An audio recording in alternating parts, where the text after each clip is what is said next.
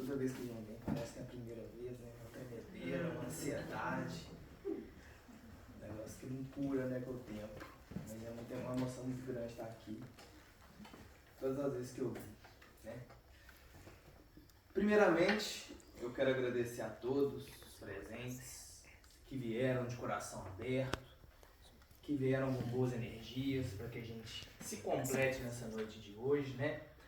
Quero agradecer àqueles que não estão presentes, mas que também estão emanando boas energias, quer seja o pessoal de casa acompanhando pelas redes sociais, né? Quero agradecer a espiritualidade pelo abraço, pelo amparo, não só nesse momento, mas em todos os momentos aqui nessa casa. E quero agradecer, sobretudo, aos organizadores da casa, que têm esse compromisso com a casa, né? O tema de hoje, inclusive, é compromisso. Então, agradeço a vocês pelo compromisso com a casa. O compromisso está comigo. E por me deixar fazer essa palestra mais uma vez, um momento de trabalho, de dedicação, né? E que possa correr tudo certo, para que as nossas energias se unam e se complementem, né? Conforme eu disse, o tema de hoje é compromisso. Eu podia trazer diversos temas ou diversas definições acerca do tema, né? Sobre o que é compromisso. Mas eu prefiro falar o que eu penso sobre compromisso. Compromisso, para mim, é fazer com verdade e de verdade aquilo que a gente se proporciona a fazer. Aquilo que a gente prioriza na nossa vida. Lembrando que cada um prioriza uma coisa, todos priorizamos coisas diferentes. Mas todos nós priorizamos mais de uma coisa, correto? Nas palavras de Mário Sérgio Cortella, é fazer o melhor que a gente pode na condição que a gente tem. O compromisso, conforme eu acabei de dizer, ele existe em todas as nossas áreas da nossa vida. E tudo anda paralelamente. Ou seja, nós temos que nos dedicar a tudo que a gente se proporciona a querer fazer. Então, falando um pouco de mim, é necessário que eu me dedique à espiritualidade, à minha carreira profissional, aos meus estudos, ao meu corpo, né, que é a casa que Deus me deu, à minha família, às minhas relações interpessoais, correto? Cada um tem uma prioridade, mas é preciso que a gente se dedique a todas elas, porque umas complementam as outras, e aí nós nos tornamos seres completos, digamos assim. Não adianta eu me dedicar à casa espírita e me tornar um espírito de luz e não me dedicar ao meu trabalho. Nesse momento eu serei um espírito de luz, mas eu não vou ter uma colheita bacana acerca do meu trabalho, né? Então, o compromisso, além disso, é dedicação diária.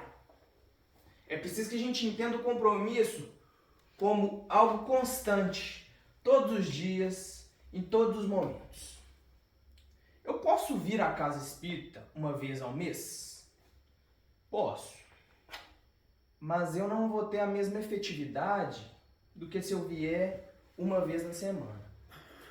Porque eu não estarei dando continuidade ao trabalho, aos estudos. Então eu não terei o resultado esperado. No nosso trabalho é a mesma coisa, na nossa carreira profissional. Eu preciso ir lá todos os dias. Se eu for uma vez por semana só, não vai ser suficiente, porque eu não vou conseguir dar continuidade ao trabalho e colher bons resultados. Correto? Então o compromisso é nos dedicar em diversas áreas todos os dias.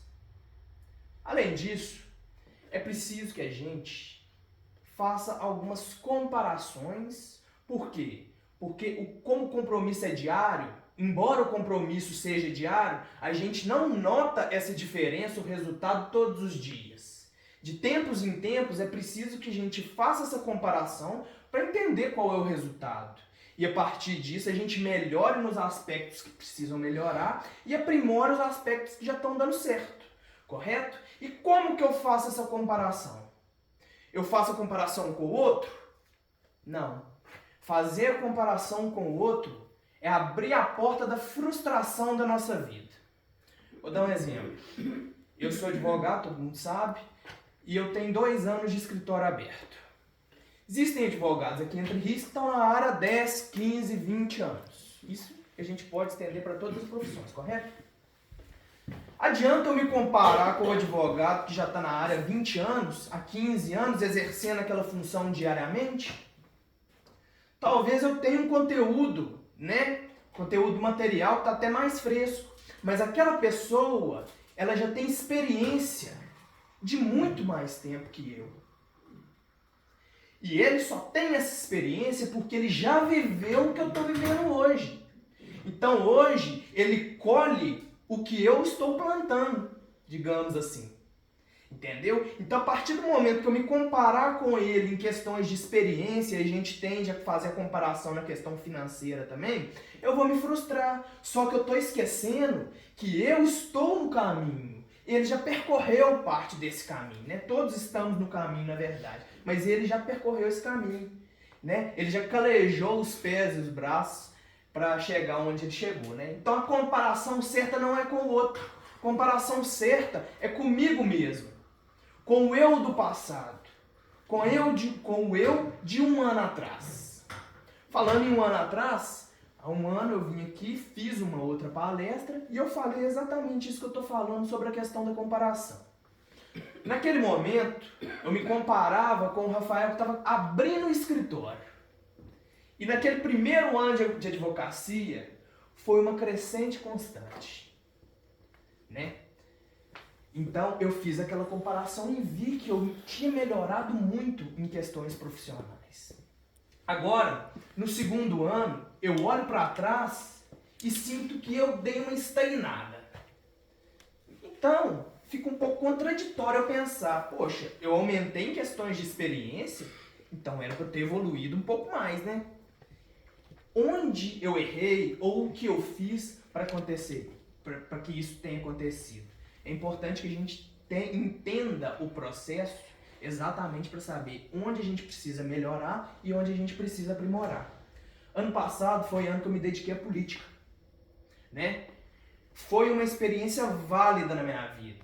Foi uma experiência muito importante. Eu precisava viver isso. Até mesmo porque eu sou muito ligado a essa área, sabe? Porém, no momento que eu me dediquei à política, eu deixei de me dedicar ao escritório.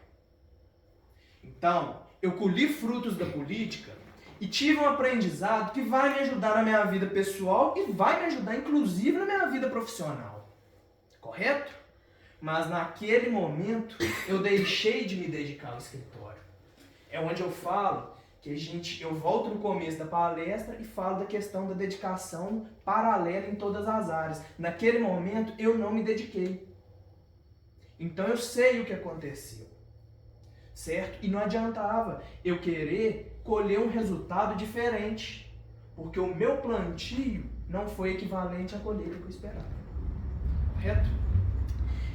Outro fator importante é a gente procurar novas técnicas para se aprimorar, através do estudo diário, de novas técnicas, de novos equipamentos. Para quê? Para que a gente faça com menos esforço as coisas diferentes também, né? Porque quando a gente está aprendendo, a gente está aprendendo coisas diferentes. Então, a gente vai se esforçar mais para ter maiores resultados. E falando em resultado, é aquilo que a gente busca com o nosso esforço, correto? E qual é esse resultado? Falando da questão profissional, muitas das vezes as pessoas entendem o resultado estritamente como financeiro. É uma hipocrisia muito grande falar que o dinheiro não é importante. É uma hipocrisia muito grande falar que a gente não trabalha para ter o feedback do dinheiro e dizer que não é importante, porque no mundo que nós vivemos hoje, no mundo que nós nos proporcionamos a viver, nós colocamos uma importância certa no dinheiro, né? Para que a gente tenha uma condição de vida melhor, um conforto para nós, para a nossa família. Isso não é errado. Porém, o nosso Deus não é o dinheiro. E o dinheiro não é o mais importante do nosso trabalho. A partir do momento que a gente endeusa o dinheiro, a gente começa a se frustrar na ausência dele. E a gente para de pensar que nós estamos lidando com outras pessoas, com outros sentimentos, com outras vidas. E nem tudo que mais importa é o dinheiro. O que importa realmente é a dignificação da pessoa em si e da sociedade. Porque o trabalho é o que dignifica o homem. Nós temos que entender que o nosso trabalho é a nossa forma de girar a engrenagem social. Cada um no seu quadrado, mas cada um fazendo o melhor que pode na condição que tem, para que toda a população tenha um bom resultado, né? Então, eu quero dar um exemplo aqui, que eu até pedi a Nazaré para dar o exemplo dela, para elucidar o que nós estamos falando aqui. Todo mundo conhece a Nazaré e todo mundo sabe que o salão de beleza dela hoje é referência entre rios. E por que o salão dela é referência entre rios? Porque ela é uma pessoa que se dedicou a vida inteira para esse salão. Ela se comprometeu a vida inteira para esse salão. Já teve vezes de a gente chegar aqui na reunião 7 horas, ela chegou um pouquinho atrasada porque estava atendendo outro cliente, estava atendendo um cliente e está com pressa para ir embora para descansar um pouco mais, porque no outro dia ela tinha outros clientes para atender. Aí eu te falo, eu acho que ela tem condições, vamos falar da questão financeira, ela tem condições financeiras de pagar outra pessoa para fazer aquilo que ela faz. Porém, ela firmou um compromisso com aquela outra pessoa, né? Que talvez fosse por exemplo, a pessoa tem um casamento para ir às 10 horas da manhã, então ela só pode naquele horário. E ela só tem confiança na Nazaré. Ela firmou esse compromisso e ela está indo lá, não é pelo dinheiro estrito senso, é para atender a pessoa que está precisando ficar mais bela, mais bonita naquele dia, né? E ao encontro disso que eu estou falando, né, em complemento, falando da questão das novas técnicas, de aprimorar, de estudar o nosso serviço, estudar para a gente fazer o nosso trabalho, a gente tem que entender que o estudo também não é aquele estudo estrito senso que todo mundo pensa. O estudo, eu vou fazer uma faculdade, um curso. Não é necessariamente isso. Isso é importante. Mas, no caso dela, por exemplo, ela não fez uma faculdade. Porém, todos os dias ela estuda e tenta aprimorar na profissão dela. Né? Todos os dias tem alguém com cabelo novo. Então ela precisa aprender a fazer isso para atender o cliente dela. Né, Nazaré? Qual que é? Ela precisa fazer isso para atender o cliente dela. Se ela não fizer isso, ela vai ficar para trás. Ela vai ter os clientes dela do mesmo jeito. Mas quanto mais ela se aperfeiçoar, se aprimorar, mais ela vai fazer bem a ela e às outras pessoas. Ao mesmo tempo, existem novas ferramentas para a gente trabalhar. Que a gente vai trabalhar com menos esforço para garantir melhores resultados, né? Na sua área eu não sei como que é, mas provavelmente tem outras ferramentas que estão chegando agora. E para que você saiba manusear isso e alcançar aquele objetivo, você precisa estudar. Você precisa tirar seu tempo para estudar aquilo e você precisa aprender a mexer com aquilo. Entendeu? Além de despender uma questão pecuniária para adquirir aquele produto, para que a gente tenha um aperfeiçoamento do nosso trabalho. Então, gente, o compromisso, ele é em todas as áreas, ele é constante diariamente, ele vai da nossa melhoria a cada dia, da busca da melhoria a cada dia, para que a gente se torne cada vez mais seres completos. Então, passando um pouco para a questão, falei um pouco da questão do compromisso com o trabalho, né, da questão profissional. Agora, mais na questão espiritual, eu quero ler um trecho aqui para elucidar o que a gente vai trabalhar daqui para frente. E seja o vosso coração perfeito para com o Senhor nosso Deus, para andardes nos seus estatutos e guardardes os seus mandamentos como hoje. Como que é a prática do meu compromisso espiritual? A gente tem um compromisso espiritual quando a gente faz o evangelho em casa, quando a gente vai ao Aras Capitão do Cão Todo Mundo, né? Quando a gente vem ao centro e junta tudo isso para a gente aplicar o nosso conhecimento no dia a dia. há uma grande importância em frequentar o centro. Porque é nesse momento que a gente vai ter o amparo da espiritualidade e o amparo de todos nós que estamos presentes. Porque nós não vamos simplesmente ler a doutrina segundo o Espiritismo. Nós vamos debater essa doutrina. E nós vamos debater juntos, um complementando o outro. Tudo que vocês falam, eu vou aprender, e isso vai elucidar para que eu possa aplicar isso no meu dia a dia e me aprimorar. Sem contar que todo mundo que está aqui está na mesma energia. Então há uma junção de energia positiva de cada um de nós para que isso se aumente e chegue numa proporção que a gente não consiga nem entender, mas a gente vai sentir isso. Tanto é que a gente se sente bem todas as vezes que a gente sai daqui, né? E é nossa obrigação manter a luz acesa da espiritualidade. Porque o centro espírita ele não sai daqui, né, fisicamente. Ele não vai até a nossa casa. A gente precisa vir ao centro espírita para a gente sentir tudo isso que a gente está falando, para a gente ter esse aprendizado com o outro.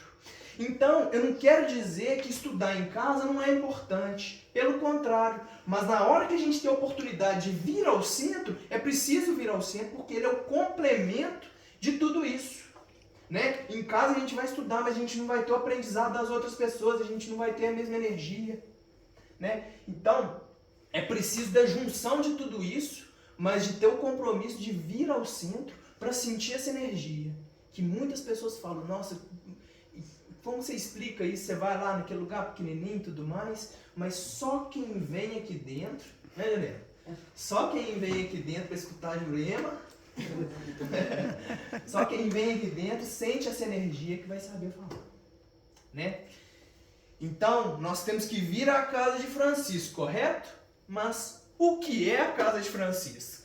Essa foi uma das perguntas que aconteceu no último encontro que nós fizemos na área do Capitão Lucão, né? E no momento que a Leila, foi muito interessante esse momento, porque no momento que a Leila fez essa pergunta, a Cida, né? A Cida se dispôs a responder e foi correndo, ela começou a chorar, ela não conseguiu responder, né?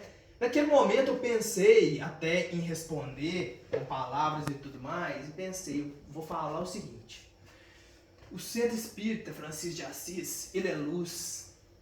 O Centro Espírita Francisco de Assis, ele é energia. O Centro Espírita Francisco de Assis é onde eu vejo Deus com mais proximidade. É o melhor lugar do mundo. E se eu respondesse isso, não estava errado.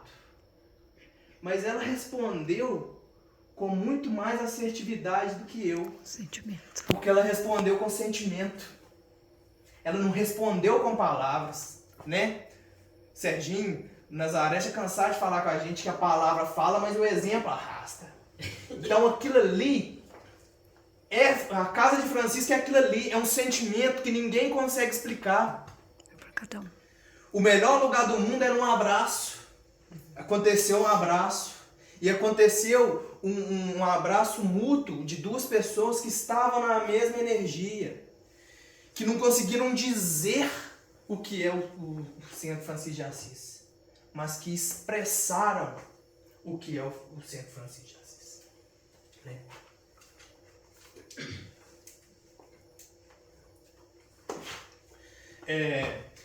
E nesse sentido, falando bem do centro, né, nós temos o privilégio de frequentar esse Centro Francisco de Assis. Eu não sei se vocês já repararam, mas nós temos o privilégio de frequentar. Porque eu converso com outras pessoas e já ouvi falar de outros lugares, não estou aqui para falar mal de ninguém não, mas já ouvi falar de coisas que acontecem em outros lugares e a cada dia que passa eu vejo que eu estou no lugar certo. Talvez não o único, mas eu estou em um dos lugares certos. Porque aqui eu nunca fui ludibriado, nunca tiveram promessas que não seriam cumpridas, né? Desde o começo eu soube que espiritualidade não é chegar e sentar na mesa branca e dar passividade, não. Vem muito compromisso atrás disso. Vem muito estudo. É preciso sabedoria, que a gente só vai atingir depois que a gente conseguir trocar ideia com as pessoas, né? Porque para dar uma passividade, eu não sei como que é, mas para dar passividade é preciso que a gente tenha conhecimento pessoal de como que nós vamos agir diante disso, né? E saber que nós estamos lidando com outros sentimentos de outras pessoas, né? Então é uma coisa muito séria que exige compromisso. Não é simplesmente ter um dom, é ter um dom e saber aplicar, entender o processo para aplicação desse dom de forma satisfatória. Entenderam? Então, é preciso ter esse compromisso. E na casa espírita, eu nunca fui ludibriado. Nessa casa espírita, eu nunca fui ludibriado. Eu sempre fui convidado ao trabalho. Eu sempre fui convidado ao compromisso. Eu sempre fui convidado à melhoria pessoal, né? Quantas vezes que a Leila mesmo já falou que teve dias que ela veio aqui e, sim, quando foi dar passividade, ela passou mal, ficou com dor de cabeça. Então é preciso saber lidar também com essa situação de quem é o passista e quem está recebendo mensagem. E por isso que nós somos privilegiados, que nós estamos numa casa séria, em que ninguém nunca ludibriou ninguém usando da espiritualidade, né? Então, às vezes as pessoas criam algumas inseguranças a respeito disso, algumas picuinhas, digamos assim, por causa dos organizadores ou por causa de outras pessoas que estão na casa, e às vezes deixam de vir, de frequentar o Francisco de Assis por isso. Sendo que a maior prejudicada disso é a própria pessoa, gente. Né? Quando eu faço bem, eu sou o maior beneficiário. Quando eu faço essa palestra aqui, eu tive que conversar sozinho muito tempo. Eu tive que estudar muito tempo essa palestra, então eu já estou com o compromisso aqui na cabeça. Eu sou o maior beneficiário. Né? E quando eu saio, quando eu paro de frequentar a casa de Francisco, eu sou o maior prejudicado. E às vezes por coisa pouca, né? Coisa pouca de outras pessoas que também são humanos. As relações conjugais, por exemplo, que envolvem duas pessoas, elas já têm conflitos umas com as outras. As pessoas têm conflitos, porque pensam diferente. Aí agora imagina o pessoal que está organizando uma reunião de 40 pessoas, 30, 40 pessoas, né? Talvez não tenha 40 pessoas aqui hoje, mas tem 40 pessoas que frequentam. Os organizadores, as pessoas não podem entender que tem que ser feito tudo da maneira que elas entendem como certo, não.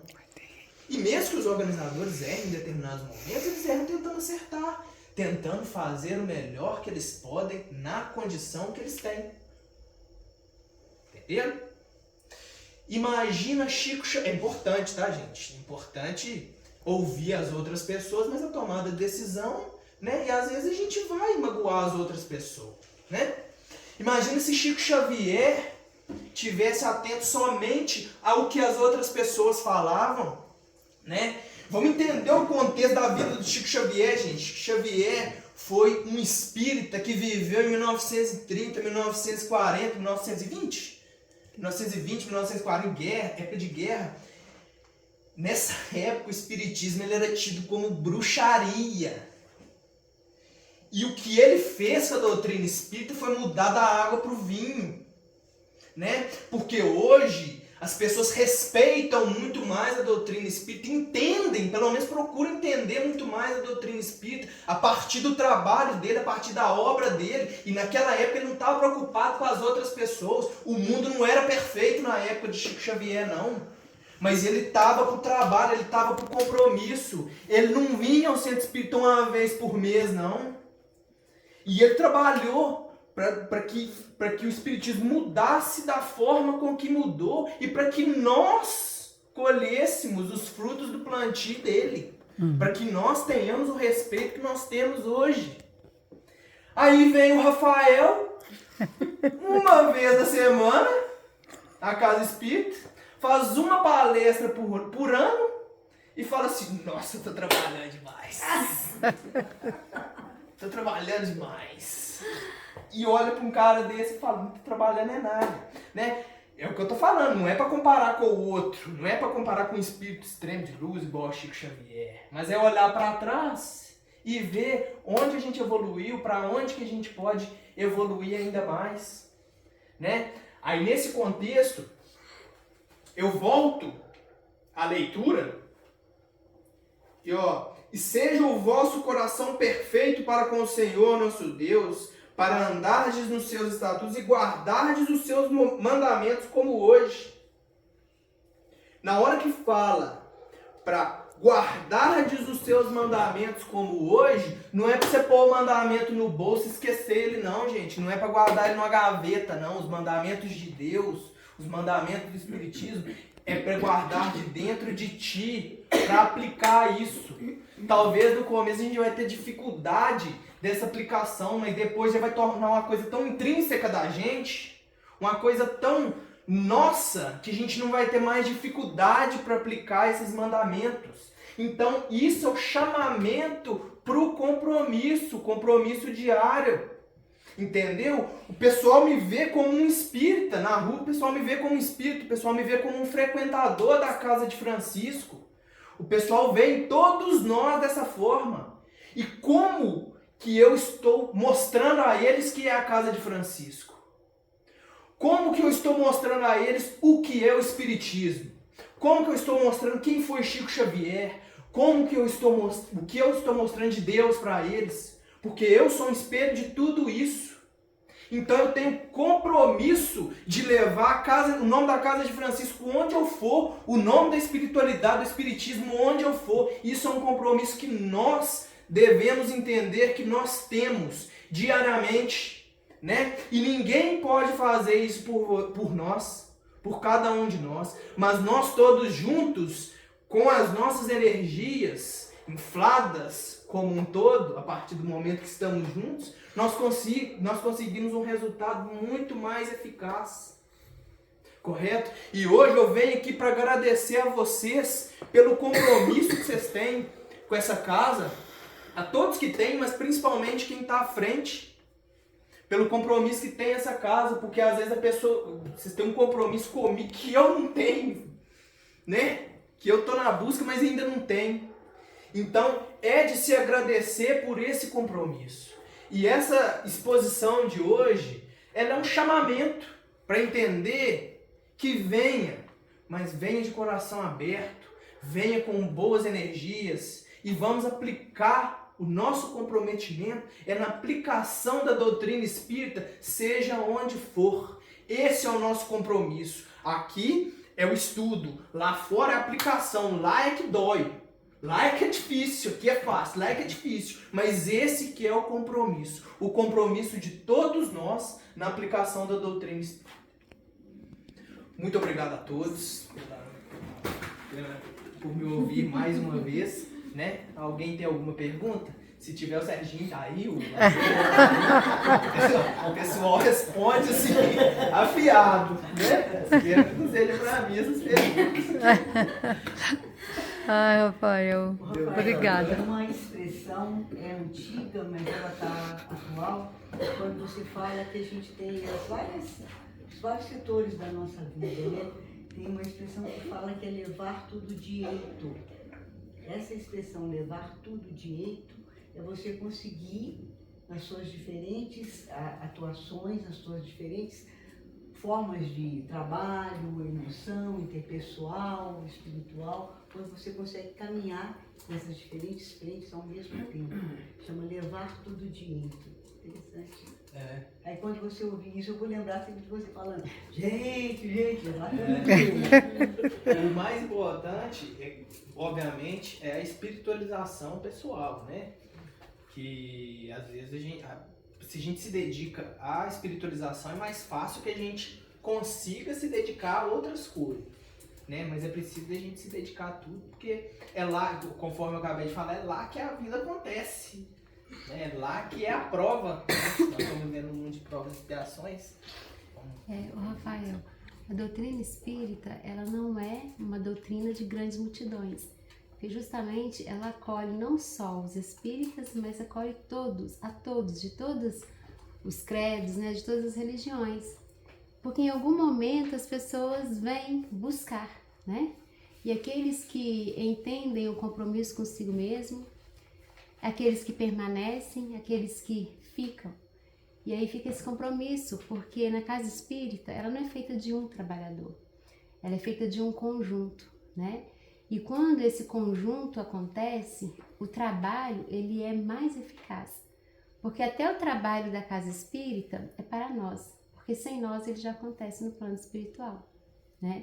E o interessante é quando a gente observa que aquele que não entendeu o que é compromisso, aquele que vem de vez em quando e não tem nada de errado, né? É o momento de cada um. Mas ao final a pessoa vem, ela recebe água magnetizada, ela passa para o atendimento, ela começa a frequentar o centro e aí ao final ela é convidada ao trabalho. E quando chega nesse momento, normalmente, aquele que não entendeu a proposta, ele vai embora. Tá errado? Não. A doutrina ela vai acolher a todos que vierem, até porque nós somos pontes. Os espíritos vão fazer o que tem que fazer diante do merecimento, diante da hora da necessidade, né? Mas aqueles que já entenderam o compromisso é justamente, né? Agora eu tenho que falar daqueles que quando a gente pede, tem pessoas que têm vontade, mas ainda não sou capaz. Tem pessoas que querem, mas eu não consigo. Eu não tenho dom da oratória e a gente tem que respeitar, mas tem tantos outros compromissos na casa espírita que se pode fazer. Mas é interessante quando a gente pede e a pessoa nem pensa duas vezes, ela fala, eu vou, né? E a gente fica muito feliz da casa de Francisco de Assis, aos seus 27 anos, já ter trabalhador, né, tão jovem, né? E aqueles que chegaram e que estão aí, que fazem um esforço tremendo para estar aqui. Porque um só falando fica bastante, né? Fica só um. E esse compromisso em quando a gente estar aqui e a gente fazer esse entrelaçamento entre nós, onde coloca uma opinião, a outra é isso, não é, o outro vai pesquisar, o outro vai buscar. Isso é um compromisso e não é com a casa de Francisco. Primeiro compromisso conosco mesmo, depois ele passa a ser com a casa de Francisco, né? Porque a gente entendeu a proposta do que é a doutrina espírita. A escolha do tema foi exatamente nesse sentido, porque diversas vezes a Nazaré sempre puxava a nossa orelha aqui, falando assim, tem que ter compromisso. E assim, já tem uns 2 anos que, no começo do ano aqui, ela falou assim, nesse ano vai ser de compromisso de todo mundo aqui na casa e tal. E assim, em determinados momentos, é o que eu falo, a gente pode, eu até entendi mal no começo, entendeu? Eu falei assim, nossa, não sabe de nada não, tá puxada, né? Chamou o compromisso, se eu não quiser. Problema meu. Se eu não quiser, ela vai ficar me obrigando? Não. Quero. Aí depois a gente vai amadurecendo a ideia, é o que eu falei da persistência, se fosse o caso de outra pessoa e fala assim, não gostei que ela fala, nunca mais vou voltar lá. Não, mas eu tive maturidade para entender o processo e depois fez muito sentido. E falei que depois que eu tive mais compromisso, eu tô aqui. Então, pois é, você tá com a carteira assinada, tá? Você já prepara o terreno. Quando tá preparado, você já fala, levanta a carteira, porque não sou eu que pago não, tá? Não é a Casa de Francisco não, aliás. O seu trabalho é com Jesus e para ele. Isso mesmo, Rafael. Ô, gente, mais pergunta aí? Deu meia hora? Deu. Que pena, né, Rafael? Que deu meia hora. Que pena, né? Pode preparar o próximo. Pode preparar a próxima. Eu queria ir na Nazaré, na Brabeza. Na Brabeza pra lá. Ai, Gente, Rafael. muito obrigado por Tira aquele aí, conforme eu agradeci no começo, obrigado por coração.